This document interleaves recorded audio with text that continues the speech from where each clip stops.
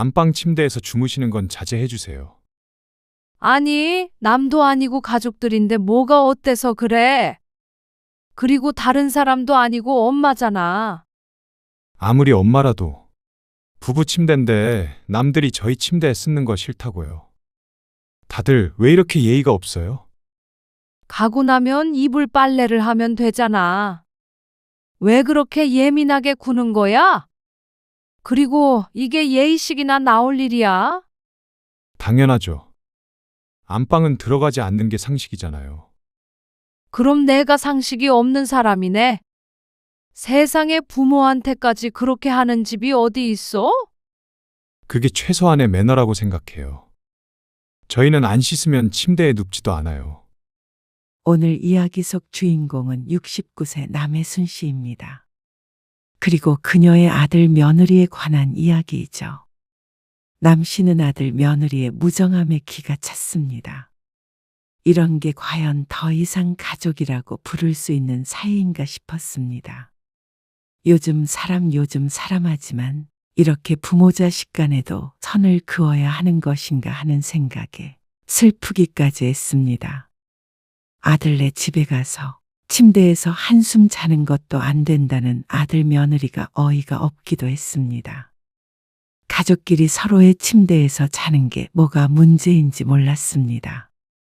반대로 아들 며느리가 남 씨의 침대에 눕는다고 해도 상관없었습니다. 오히려 그게 마음이 편하고 좋았습니다. 집에 온 손님이 가장 편한 곳에서 자는 게 맞다고 생각했으니 말이죠. 하지만 아들과 며느리는 달랐습니다. 안방을 자신들의 공간이라며 부모인 남 씨가 드나드는 것조차 싫다며 따지고 들었습니다. 그러니 남 씨는 서운할 수밖에 없었죠. 그리고 1년에 몇 번이나 방문한다고 조금 싫더라도 참을 수는 없었던 것인지. 남 씨도 따지고 보면 아들 며느리가 마음에 들지 않을 때도 종종 있었습니다. 하지만 그럴 때마다 지적하지는 않았습니다. 남 씨도 그런 아들 며느리가 괘씸했습니다. 부모가 더러운 것도 아닌데 침대에서 눈도 못 붙이게 한다면 남 씨도 그렇게 할 작정이었습니다. 그런 게 요즘 사람들의 문화라면 기꺼이 따라할 생각이었죠. 애들 요즘 바쁘다고 그래? 맨날 직장 때문에 바쁘다고 그러지. 한번 오라고 할까? 바쁘면 됐어. 남편은 내심 서운한 눈치였습니다. 남편이 말하는 애들은 아들과 며느리였습니다. 결혼한 지 몇 개월 됐는데 어째서인지 얼굴 보기가 참 힘들었습니다. 멀지 않은 거리에 살고 있었지만 둘 다 직장에 다니고 야근도 많이 하는 회사였습니다. 그리고 주말에 출근하는 일도 왕왕 있었죠. 하지만 그렇다 치더라도 왕래가 없어서 서운한 건 남 씨도 마찬가지였습니다. 아직 며느리가 낯을 가리니 그런 거라고는 생각하고 있었습니다. 그래서 남 씨가 먼저 다가가야겠다는 생각도 내심하고 있던 차였습니다. 그러던 어느 날 주말 저녁 남편이 모임으로 외출을 했을 때였습니다. 늦게 들어온다고 하는데 혼자 밥을 차려 먹기도 귀찮고 입맛도 별로 없었습니다. 하필이면 날씨도 꿀꿀해서 축축 처지던 차였습니다. 그때 아들이 문득 생각이 났습니다. 성균의 집에 가서 밥이나 먹고 올까? 생각이 거기에 미치자 갑자기 기운이 났습니다. 남 씨는 아들에게 전화를 걸었습니다. 지금 집에 있니? 아니요. 요즘에 주말에 집에서 쉬어요. 일도 좀 하고. 집에서도 일을 해? 일 많을 때요. 근데 왜 전화하셨어요? 혹시나 주말에 약속이라도 나갔을까 싶어서 전화를 걸었더니 다행히도 아들은 집이라고 했습니다. 너희 집에 가서 밥 좀 먹으려고. 지금요. 아들은 당황스럽다는 듯이 대꾸했습니다. 남 씨는 웃으며 또 대답했죠. 그래. 뭐 특별히 차릴 건 없고. 김치찌개나 그런 거 끓여서 대충 먹자. 아직 밥 안 먹었지? 네. 그렇긴 한데. 그러면 택시 타고 너희 집으로 갈게. 들뜬 남 씨의 목소리에 아들은 그러라고 했지만 어쩐지 얼떨떨한 기색이 있었습니다. 아들네 집에는 딱 한 번 집들이 때 가보고 안 가봤는데 갑자기 온다고 하니 그럴만도 했습니다. 남 씨는 신이 나서 나갈 채비를 했습니다. 아들과 통화한 지 20분 만에 아들 집에 도착했습니다. 벌써 오셨어요? 그래. 찌개 끓이고 있니? 현관을 열자 김치찌개 냄새가 나는 것 같았습니다. 네. 세희가 급하게 밥 한다고. 안녕하셨어요. 어머님, 부엌에서 며느리도 나와서 남 씨를 맞았습니다. 그냥 딱 김치찌개 하나만 두고 먹으면 되지. 다른 거 한다고 고생하지 말고. 네, 진짜로 이것저것 하지 마. 남 씨는 며느리가 부담을 가질까봐 신신당부를 했습니다. 그런 건 남 씨도 원하지 않았습니다. 언제든 편하게 방문하고 며느리도 시부모라고 남 씨를 불편해하지 않았으면 했습니다. 가족이기 때문에 말이죠. 그래서 남 씨도 이제는 좀 가깝게 지내고 싶었습니다. 오늘 이렇게 찾아온 것도 자식집이기에 그럴 수 있었습니다. 며느리가 있더라도 며느리도 딸이라고 생각하려고 했죠. 그래야 진정한 가족이 된다고 생각했습니다. 우리 며느리 음식 솜씨가 좋네. 그래요? 많이 드세요. 종종 와서 얻어먹어야겠네. 남 씨의 말에 며느리가 희미하게 웃음을 지었습니다. 식사하는 분위기는 참 좋았습니다. 맨날 남편과 집에서 둘이 대화도 없이 식사를 했었는데 아들 며느리와 도란도란 이야기도 나누며 밥을 먹으니 밥맛도 더 좋은 것 같았습니다. 그리고 그 뒤로도 남편이 없는 날에는 아들 집에 종종 놀러 갔습니다. 그렇다고 눈치 없이 매주 간 것은 아니었고 보름에 한 번쯤 찾아간 것 같았습니다. 아들 며느리도 반갑게 남 씨를 맞아주니 이제서야 좀 가족 같은 기분이 들었습니다. 그러던 어느 날이었습니다. 몸이 안 좋아 병원에 갔다가 오는 길이었습니다. 으슬으슬한 와중에 병원에 갔다가 마트까지 들렸습니다. 나온 김에 볼일을 다 보고 들어가려고 했는데 택시를 타고 가다가 남 씨의 집보다 먼저 아들네 동네가 보였습니다. 남 씨는 잠시 고민했습니다. 망고가 싸길래 몇 개 샀는데 며느리 생각이 났습니다. 과일을 좋아해서 아들네 가면 늘 냉장고에 과일이 꽉 차 있었는데 나온 김에 그것도 주고 들어가야겠다 싶었습니다. 남 씨는 아들 집 현관 앞에 서서 비닐봉지들을 내려놓고 숨을 몰아쉬었습니다. 무거운 걸 들고 오니 괜히 왔다 싶기도 했습니다. 안 그래도 몸이 안 좋은데 무리한 모양이었습니다. 남 씨가 초인종을 눌렀습니다. 최근에는 주말마다 둘 다 집에 있는 것 같아서 집에 아무도 없을 거라는 생각은 하지 못했습니다. 엄마, 어쩐 일이세요? 역시나 초인종을 누르니 아들이 문을 열었습니다. 나 병원에 갔다가, 그리고 마트에 갔다가 잠깐 들렸어. 연락도 없이 오셨어요. 너희 집에 있는 거 뻔히 아는데 뭘. 요즘 주중에 회사가 너무 바빠서 주말에는 웬만하면 집에서 쉬고 있다는 걸 지난번에 들은 적이 있었습니다. 나 좀 들어갈게. 너희한테 줄 게 있어서. 아들이 비켜주질 않아 말을 했더니 아들이 화들짝 놀라며 바닥에 있던 봉지들을 주워 올렸습니다. 거기 열어보면 망고랑 이런 거 있거든. 그거 좀 놓고 갈게. 어머님 오셨어요? 며느리의 반응도 다르지 않았습니다. 당황스러움이 묻어나는 표정의 남 씨가 웃었습니다. 뭘 놀라? 그냥 지나가다가 잠깐 들른 거야. 남 씨는 소파에 털썩 주저앉았습니다. 몸이 안 좋아 택시를 타고 다녔는데도 불구하고 중노동을 한 기분이었습니다. 나 물 좀 한 컵 줄래? 남 씨는 앉아서 잠깐 숨을 고르며 TV에 시선을 던졌습니다. 그러는 사이에 점점 자세는 편안해졌습니다. 그래도 몇 번 와봤다고 아들 집이 좋았죠. 아들과 며느리가 그 옆에서 꼭 벌받는 사람처럼 서 있었습니다. 뭐하고 거기 서 있어? 너희 할 일들 해. 나는 여기서 좀 쉬다가 갈 테니까. 식사하고 가시게요? 밥? 글쎄, 남 씨가 TV의 시선을 고정한 채로 대답했습니다. 하던 일 해. 나는 없다고 생각하고. 그러자 아들 며느리가 어색한 표정을 지었습니다. 그러다가 각자 작은 방으로 들어갔습니다. 방이 3개였는데 안방을 제외한 나머지 작은 방 2개를 아들 며느리가 각자 서재로 쓰고 있었습니다. 집에서도 회사 일을 한다고 들어서 남 씨는 별 신경을 쓰지 않고 계속해서 TV를 보았습니다. 그렇게 30분 정도 있으니 눈이 가물가물 감겼습니다.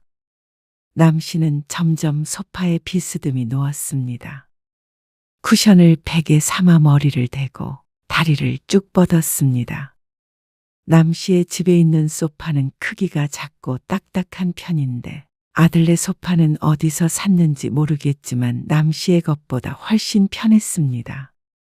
중간에 며느리가 한 번 방에서 나와 부엌에서 뭘 가지고 들어간 것 같았습니다. 그런 부스럭거리는 소리가 희미하게 멀어져 갔습니다. 그러다가 지끈거리는 허리에 눈을 떴습니다. 소파가 편하다 싶었지만 그래도 잠을 자기엔 불편한 듯 했습니다. 시계를 보자 30분 정도 잠이 들었던 것 같았습니다. TV는 남 씨가 틀어놨던 것이 아니라 다른 프로가 하고 있었습니다. 아이고, 허리야. 안 그래도 몸살 기운이 있는데 소파에서 잤더니 온몸이 비명을 지르는 것 같았습니다. 남 씨는 TV를 그대로 둔 채로 앓는 소리를 하면서 자리에서 일어났습니다. 주변을 둘러보니 조용했습니다. 아들 며느리도 각자 방에서 뭔가를 하고 있는 것 같았습니다. 남 씨는 눈을 몇 번 꿈뻑이더니 안방으로 걸어갔습니다. 시간을 보니 아직 남편도 집에 돌아올 시간도 아닌지라 좀 더 쉬었다가 갈까 싶었습니다. 안방 문을 열어보니 커다란 침대가 보였습니다. 새하얀 이불이 참 폭신해 보였습니다. 남 씨는 주저없이 침대 위로 몸을 눕혔습니다. 포근하게 감싸는 이불의 감촉이 좋았고 매트리스는 적당히 푹신해서 이제 좀 잘만 하겠다고 생각했죠. 그리고 눈을 잠시 감고 있자 5분도 안 되어서 잠에 빠져들었습니다.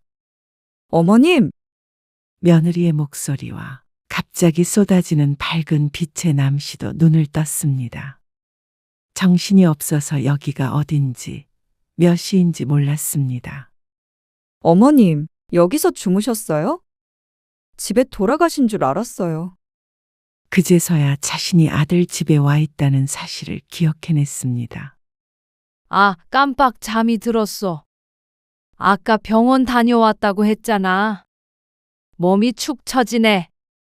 더 주무실 거예요? 저녁 시간 다 됐는데. 며느리의 말을 듣고 보니 창밖이 어둑했습니다. 어느새 푹 잔 모양이었습니다. 시간을 보니까 2시간이 훌쩍 지나가 있었습니다. 소파가 허리가 아파가지고 들어와서 잤는데 무슨 침대가 이렇게 좋니? 남 씨가 웃으며 말했습니다. 식사하고 가실 거예요? 밥 차리려고 하는데. 아니야. 집에 가서 시아버지 밥 차려드려야지.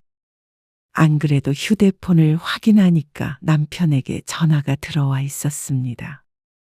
잠깐만 있다 간다는 게 생각보다도 오래 있었습니다. 남 씨는 가뿐해진 몸으로 아들의 집을 나섰습니다.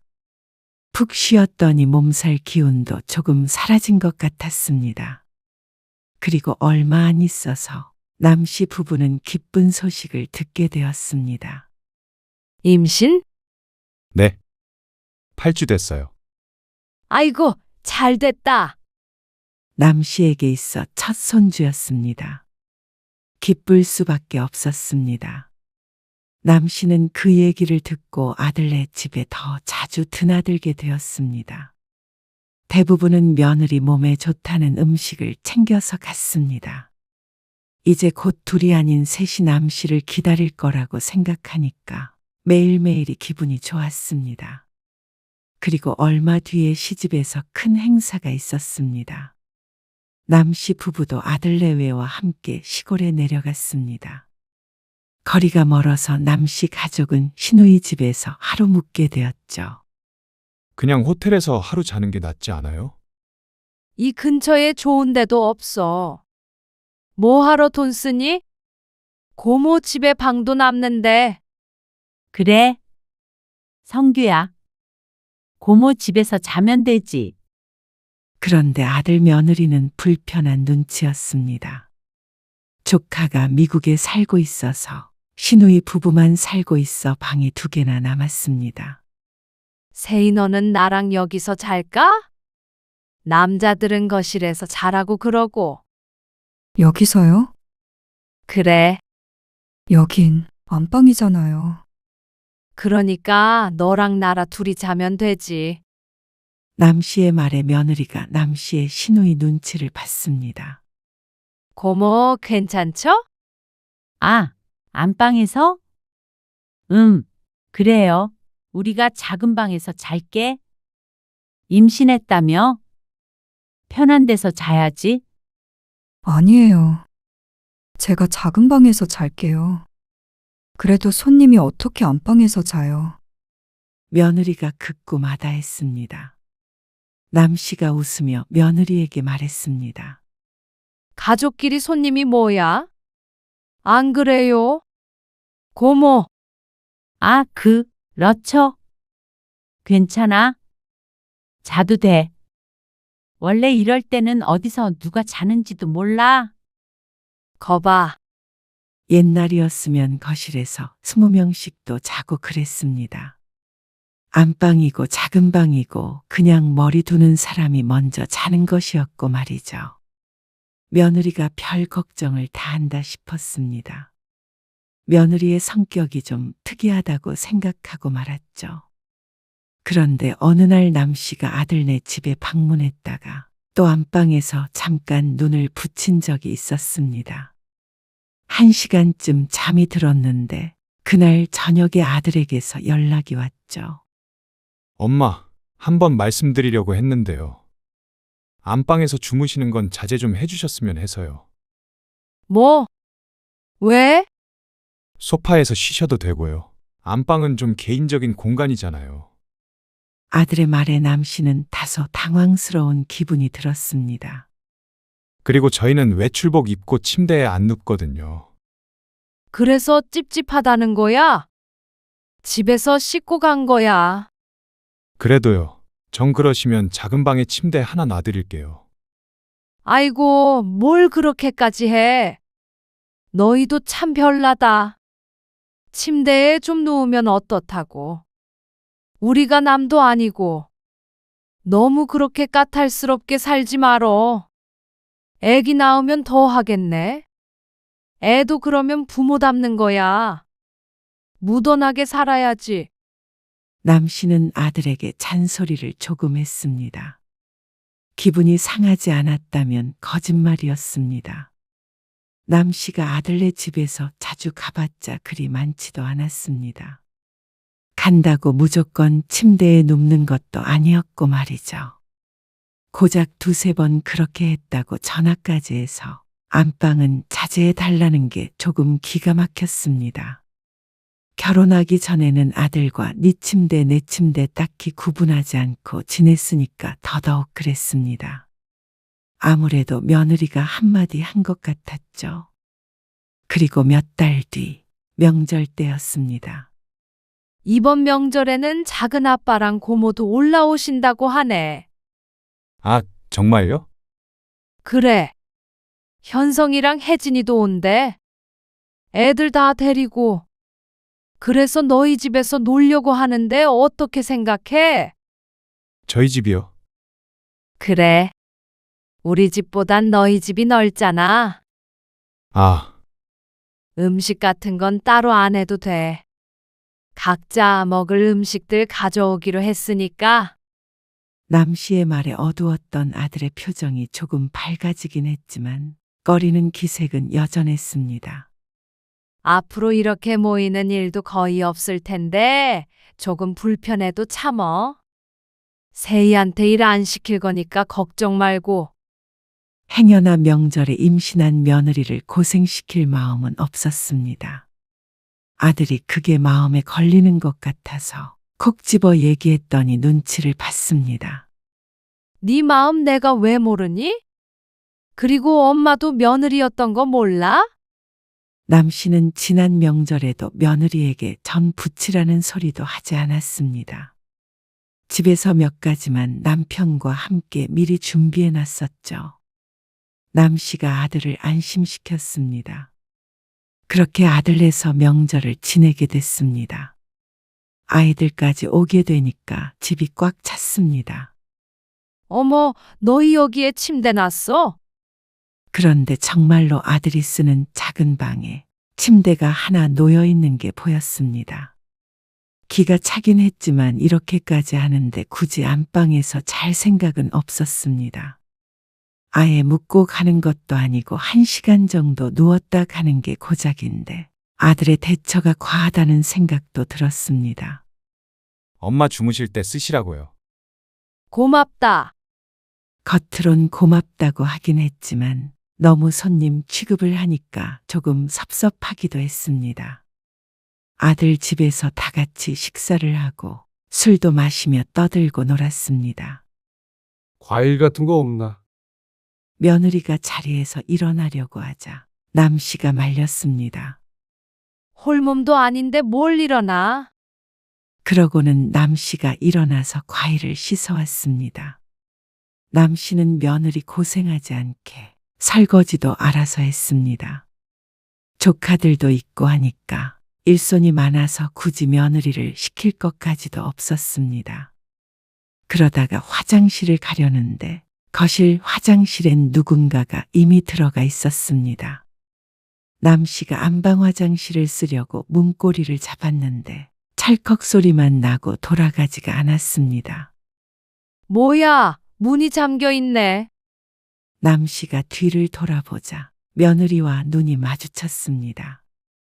안방엔 왜요? 며느리 대신에 옆에 있던 아들이 남 씨에게 물었습니다. 화장실에 누가 있어서 안방 화장실 좀 쓰게. 그러자 아들이 젓가락을 가져와 문을 열어주었습니다. 문을 왜 잠가놨어? 아, 손님들 많이 오니까요. 그럴수록 열어놔야 화장실도 쓰고 하지. 그래도 안방에 자꾸만 사람들 왔다 갔다 하는 건 좀 그래서요. 아들의 말에 남 씨는 혀를 차며 안방으로 들어갔습니다. 거실 풍경과는 다르게 깔끔하게 정돈되어 있는 방이었습니다. 며느리의 취향인지 아주 새하얀 색이었죠. 화장실을 쓰고 나오자 닫힌 방문 밖으로 여전히 시끌벅적한 소리가 들려왔습니다. 아이고, 피곤해 죽겠네. 낮부터 종일 먹어댔습니다. 술도 꽤나 마셨더니 이제는 좀 누워서 잤으면 싶었습니다. 하지만 친척들은 돌아갈 기미가 안 보였습니다. 잠은 나가서 잔다고 했는데 아까 보니까 작은 방에 조카 하나가 자고 있는 것도 보았죠. 아고고, 남 씨는 거실로 나가는 대신에 침대에 잠시 엎드려 누웠습니다. 잠깐만 누워 있다가 가야겠다 싶었습니다. 계속 바닥에 앉아 있었더니 허리가 아팠습니다. 10분만 쉬다가 가자. 스스로에게 다짐을 하고 눈을 잠시 감았습니다. 술 기운이 올라서 얼굴이 뜨끈뜨끈했습니다. 그런데 술을 마셔서 그런지, 시간이 늦어서 그런지, 남 씨는 잠에 빠져들었습니다. 그러다가 침대가 출렁출렁 하는 기분에 정신이 돌아왔습니다. 아이고, 자고 있는데 침대에서 뛰면 어떻게 하니? 아이 셋이 들어와서 침대 위에서 쿵쿵거리며 뛰고 있었습니다. 저들도 신이 난 모양이었습니다. 남 씨는 피식 웃으며 아이들의 발을 피해 침대 끝으로 이동해 놓았습니다. 그런데 하도 뛰어대는 통에 다시 잠들지는 못했습니다. 적당히 놀아. 쿵쿵거리면 밑에 집에서 쫓아온다. 남 씨는 계속해서 눈을 감고 있었습니다. 이대로 잠들면 딱 좋겠다 싶었죠. 그리고 다시 정신이 들었을 때는 사위가 깜깜했습니다. 남 씨의 옆에는 동서가 누워서 코를 골며 자고 있었습니다. 안방 바닥에도 이불이 깔려 있었는데 아이들 셋이 그곳에서 자고 있었죠. 숙소 잡았다더니 왜 다 여기서 자고 있어? 남 씨가 거실로 나와보자 거실에도 몇몇이 자고 있었는데 그 중에선 아들과 며느리도 있었습니다. 작은 방엔 또 누가 자고 있는 것 같았죠. 남 씨는 목이 칼칼해 물 한 잔을 따라 마셨습니다. 아마도 다들 술을 마시다가 그냥 여기서 자고 가기로 한 모양이었습니다. 남 씨도 생각보다 많이 취해 있었던 것 같았습니다. 잠깐 눈을 붙이다는 게 이렇게 깊게 잠들 줄은 몰랐죠. 남 씨는 다시 안방으로 들어가 아이들이 누워있는 바닥에 누웠습니다. 동서의 잠버릇이 험하고 남하고 같이 자는 게 불편해 차라리 아이들 옆이 나을 것 같았습니다. 그리고 다음 날 아침 침대 위엔 시동생이 누워있는 걸 발견했습니다. 잠을 뭐 이렇게 돌아다니면서 자. 남 씨가 하품을 하면서 거실로 나가자 소파에 앉아있는 아들과 며느리가 보였습니다. 벌써 일어났어? 네. 아들도 며느리도 어쩐지 표정이 안 좋았습니다. 아, 다들 여기서 자고 가서 그래? 왜 숙소로 안 가고 여기서 자고 있어? 남 씨도 의아했습니다. 취하셔서 주무시고 가신다고 하셔서요. 아이고, 날 깨우지. 아들은 대답이 없었습니다. 너희가 고생이 많았네. 남 씨가 서둘러 사람들을 깨웠습니다. 이쯤 가져야 아들과 며느리도 좀 쉬겠다 싶어서였습니다. 그래서 간밤의 흔적들을 전부 치우고 오전 9시쯤 친척들을 데리고 나왔습니다. 아침은 국밥을 먹자면서 말이죠. 역시나 아들 며느리는 따라오지 않았습니다. 그래도 남 씨는 아들 며느리를 최대한 배려했다고 생각했습니다. 그리고 미안하기도 했습니다. 아들 며느리 집에서 묵고 갈 생각은 없었습니다. 하지만 아들은 쉽게 화가 풀리지 않았습니다. 그런데 화를 내는 포인트가 조금 달랐습니다. 아니, 화장실 쓰신다길래 문 열어뒀던 건데 왜 안방에서 주무신 거예요? 힘들어서 잠깐 쉬려고 누웠는데 잠든 거야. 저번에도 말씀드렸잖아요. 안방 침대에서 주무시는 건 자제해달라고요. 아들의 지적에 기가 막혔습니다. 어제는 특수한 상황이었다고 생각했습니다. 친척들이 다 모이는데 안방 문만 잠그고 못 들어가게 하는 것도 이상했습니다. 아니, 남도 아니고 가족들인데 뭐가 어때서 그래? 그리고 다른 사람도 아니고 엄마잖아. 아무리 엄마라도 적어도 물어는 보시고 주무셔야죠. 부부 침대인데. 어이가 없어서 헛웃음을 짓자 아들이 말을 이었습니다.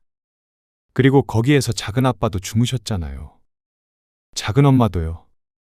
남들이 저희 침대에 쓰는 거 싫다고요. 다들 왜 이렇게 예의가 없어요? 아들 입에서 나온 예의라는 말에 남씨도 울컥했습니다. 가고 나면 이불 빨래를 하면 되잖아. 왜 그렇게 예민하게 구는 거야? 그리고 이게 예의식이나 나올 일이야? 당연하죠. 안방은 들어가지 않는 게 상식이잖아요. 그럼 내가 상식이 없는 사람이네. 아들이 그렇게 말을 하고 있었습니다. 세상에 부모한테까지 그렇게 하는 집이 어디 있어? 씻지도 않고 주무셨잖아요. 집에서 씻고 간 거야. 뭐가 더러워서 그래? 더럽고 안 더럽고를 떠나서 그냥 침대 주인이 싫다고 하면 안 하시면 되는 거잖아요. 작은 방에서 주무시러 침대도 놔드렸고 제가 다른 데 쓰신다고 뭐라고 안 하잖아요. 적어도 안방은 좀 사생활을 지켜달라는 건데 그게 그렇게 어려운 일이에요? 그러니까 가족끼리 왜 굳이 그렇게 해야 하느냐고. 너희도 우리 집 와서 안방에서 자. 그러고 싶지 않아요. 그게 최소한의 매너라고 생각해요. 아들과 생각이 너무 달랐습니다. 저희는 안 씻으면 침대에 눕지도 않아요. 너희 뭐 결벽증이니? 아니요. 침대는 좀 청결하게 유지하고 싶은 건데 각자 방식이 있는 거잖아요. 저희 침대에서 애들도 뛰어놀고 다른 사람들도 자고 정말 싫어요, 진짜. 걸터 앉는 것도 하면 안 되는 거라고요. 아들은 간밤에 일로 치를 떨었습니다. 어제 새 임신한 몸으로 딱딱한 것을 바닥에서 잤어요. 그 부분은 남 씨도 할 말이 없었습니다. 그리고 엄마도요. 자꾸 저희 집에 오셔서 안방 침대에 누워서 쉬시고 그런 것도 이제 그만하세요. 아들은 지난번에 했던 얘기를 또 반복했습니다. 한 번 말해서는 남 씨가 못 알아듣는다는 듯이 말이죠. 그러니까 남 씨도 기분이 상할 수밖에 없었습니다. 남의 집에 갔다가 이런 소리를 들으면 참 유별나구나 하면서 다시 안 가면 그만이었지만 다른 사람도 아니고 아들이었습니다. 거기가 아들 집인 건 알겠지만 침대에 걸터 앉지도 말라는 말은 이해하기가 어려웠습니다. 너희 처가 식구들이 와도 그렇게 하니? 남 씨가 발끈해서 따졌습니다. 남 씨는 부모가 오면 당연히 안방을 내주는 게 맞다고 생각하고 산 사람이었습니다. 요즘 젊은이들이 그걸 이해하지 못한다면 그 생각을 바꿔줘야 한다고 생각했죠. 남 씨가 보기엔 그게 예니까 말이죠. 저희 장인어른이랑 장모님 오셔도 안방에 들어오신 적 없으세요. 더군다나 침대에 누우신 적도 없고요. 그 말을 들으니 사돈네도 만만치 않게 이상하다는 생각이 들었습니다. 그깟 침대가 뭐라고 이러는지 몰랐습니다. 남 씨도 결국 폭발했습니다. 그래. 나는 상식 없고 예의 없는 사람이라서 씻지도 않고 남의 침대에서 막 자고 그런다. 됐냐? 너희는 참 매너 있어서 좋겠다. 사돈네도 배운 사람들이네. 우린 못 배워서 그렇고. 아니, 왜 그렇게 꼬아서 들으세요? 그냥 그렇게 해주시면 되는 거잖아요. 말을 기분 나쁘게 하잖아. 무슨 사람을 평균 취급하는 것도 아니고 말이야. 그렇게 끔찍해 하면 당연히 그런 식으로 들을 수밖에 없지. 지금 엄마 아빠 개념 없다고 면박 주는 거잖아. 내 말이 틀려? 그리고 사람이 피곤하면 아무데나 좀 누워서 쉬면 어떠냐? 아니, 다른 사람 집에서 누워서 쉴 만큼 피곤하면 집에 가는 게 맞죠. 아들의 말에 다시 한번 어이가 없어서 말문이 막혔습니다. 어쩜 내 아들이 이렇게 정이 없나 싶었습니다. 만약 반대로 아들 며느리가 놀러와서 피곤하다고 했다면 남 씨는 기꺼이 방을 내줬을 것이었습니다. 그렇게 피곤하면 집에 돌아가라고 하지 않고 말이죠. 그래. 너희 맘 잘 알았다. 너희도 우리 집에 오면 꼭 그렇게 해라. 남 씨는 화가 나서 전화를 끊어버렸습니다. 아들 며느리를 이해하려고 해도 도저히 이해가 가지 않았습니다. 남편에게 이야기를 했더니 남편도 아들네가 별나다는 듯이 말했습니다. 그렇지? 별나지? 성규 걔는 안 그러던 애가. 아무래도 며느리의 영향이 크지 않을까 싶었습니다. 남편도 그렇게 생각하는 듯 했죠. 남 씨는 그때부터 아들네와 대면대면하게 지내게 되었습니다. 평소에는 며느리 몸에 좋은 음식도 챙겨주러 가기도 하고 했는데 이제는 그러고 싶은 생각이 없어졌습니다. 지난번에 아들에게 호되게 핀잔을 들은 뒤로는 아들에게도 며느리에게도 서운했습니다. 그러다가 남편의 생일이 되었습니다. 칠순이었죠. 오랜만에 아들과 며느리가 집으로 찾아오기로 했습니다. 마음 같아서는 우리 집이니까 함부로 발을 들이지 말라고 하고 싶었습니다. 아들네가 남 씨에게 했던 것처럼 말이죠. 하지만 남 씨는 동네 문방구에서 어떤 물건을 하나 사왔습니다. 이게 뭐예요? 집에 온 아들이 그걸 보고는 황당해했습니다. 남 씨가 안방 문에다가 문방구에서 사온 것을 붙여놨는데 빨간색 글씨로 이렇게 적혀 있었습니다. 출입금지. 그리고 그 글씨 앞쪽에다가 남 씨가 종이에 안방이라는 글자를 추가했습니다. 안방 출입금지라고 적혀 있는 걸 보니 아들이 헛웃음을 터뜨렸죠. 너희도 들어가지 마. 남 씨 나름의 복수였습니다. 그런데 아들과 며느리에게는 전혀 타격이 없는 복수였습니다. 딱히 들어갈 일이 없잖아요.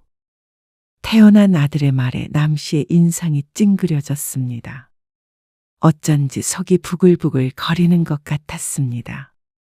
그러면 엄마도 저희 안방에 안 들어오시는 거죠? 치사스럽고 황당했지만 남 씨는 할 말이 없었습니다. 어쩐지 대답하기가 싫어서 고개를 팩 돌려버렸죠. 그러면 너희는 우리 집에도 오지 말어라. 우리도 사생활이라는 게 있으니까. 아들이 했던 말을 그대로 돌려주었습니다. 그러자 아들과 며느리의 표정이 조금 안 좋아졌죠. 한 방 먹였다는 생각에 그나마 마음이 조금 풀렸습니다. 그런데 아들은 그 뒤로 정말 남 씨 집에 오지 않았습니다. 남 씨도 아들 집에 가지 않았습니다. 남 씨는 이런 걸 원했던 것은 아니었습니다. 그저 가족끼리 정이 없는 아들의 생각이 잘못됐다는 걸 알려주고 싶었습니다. 가족끼리 서로의 침대에서 자는 것쯤이야 충분히 배려해서 내줄 수 있는 문제라고 생각했습니다. 남이 아니니 이렇게 더불어 살아가는 게 맞는 거 아닌가 싶었습니다. 이불이야 빨면 되는 것이니 말이죠. 남 씨는 너무 부모에게 선을 긋는 자식이 섭섭했던 것뿐이었습니다. 하지만 먼저 백기를 든 것도 남 씨였습니다. 자식 이기는 부모가 없었습니다. 여전히 남 씨는 아들 며느리의 행동이 잘못됐다고 생각했습니다. 예의를 운운하기 이전에 가족 간에 정이 있다고 생각했으니까 말이죠. 요즘 사람들은 그렇게 생각하지 않는 것 같았고 그게 내 아들과 며느리라면 씁쓸하기도 했습니다. 하지만 계속해서 왕래를 하려면 남 씨가 한 수 접는 수밖에 없었습니다. 앞으로 안방에 함부로 안 들어갈게. 허락 안 받고 침대에 눕지도 않고. 됐지? 그제서야 아들은 다시 남 씨와 왕래했습니다. 그리고 몇 개월 뒤엔 남 씨는 할머니가 되었습니다. 남 씨는 바쁜 아들 며느리를 위해서 가끔씩 가서 아이를 봐주었습니다. 하지만 그 전처럼 편안하게 안방에 들락거리며 쉬지는 않았습니다. 아이가 잠들면 소파나 작은 방에서 잠깐씩 누워 있었고 안방 침대에 눕지 않았죠. 안방 침대에서 쉬셔도 돼요. 며느리는 말로는 편안하게 있으라고 했습니다. 그래도 자신의 아이를 봐주는데 사생활이니 어쩌니 할 수는 없었을 테니 말이죠. 하지만 남 씨는 더 이상 그러지 않았습니다. 괜히 눈칫밥 먹기도 싫었고 한 번 뱉은 말이 있어서 굳이 그러고 싶지 않았습니다. 크게 불편하지도 않았습니다. 하지만 남 씨는 여전히 아들과 며느리를 이해할 수는 없었습니다. 아들의 말로는 부모도 자식의 뜻을 존중해줘야 한다는데 남 씨는 반대로 자식이 부모를 어렵게 생각하지 않으니 그럴 수 있는 거라고 생각했습니다. 물론 그걸 입 밖으로 꺼내진 않았습니다. 마음속 한구석에 응어리처럼 가지고 있었습니다. 글쎄, 나는 우리 딸 집에 가도 침대엔 안 눕는데. 왜? 그냥 남의 침대에 눕는 건 찝찝하잖아. 남이 내 침대에 눕는 것도 싫고. 딸인데도? 나는 상관없는데. 나도 싫어. 남이 누우면 좀 냄새가 나는 것 같기도 하고. 내 베개에 눕는 것도 싫던데. 빨래 싹 하는 것도 귀찮고. 어이구, 그래도 내 자식은 괜찮지? 난 아무리 자식이라도 좀 그래. 싫다. 그러면 안 하면 되는 거지. 난 상관없어. 남 씨의 지인들도 모두가 남 씨의 의견에 동의하는 것은 아니었습니다. 아들 며느리와 똑같이 생각하는 사람들도 있었습니다. 그렇기 때문에 남 씨 또한 아들네에게 우기지 못했습니다. 서로의 생활 방식이 다른 걸 인정하는 게 평화롭다는 걸 깨달았으니 말이죠. 물론 아들을 이해하게 된 것은 아니었습니다. 여전히 서운할 때도 많았죠. 하지만 그게 아들의 방식이라면 그렇게 살 수밖에 없었습니다.